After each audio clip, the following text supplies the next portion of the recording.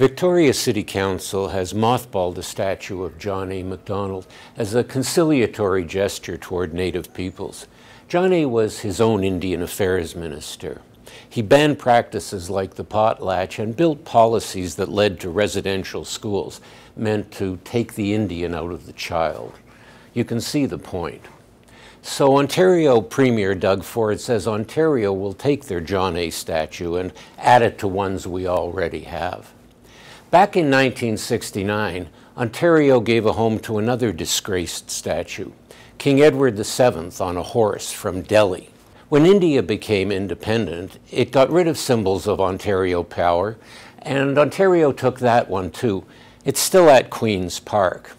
So back in 1969, Ontario had reached the point that India was at in 1907 when the King on Horse went up.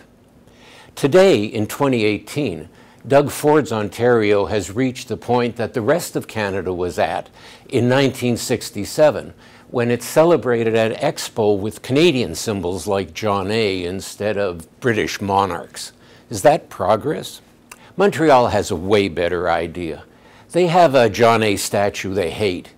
He hanged French-Canadian leader Louis Riel. But they don't hide it, they deface it regularly. They did all through the 1960s. They decapitated it in 1992.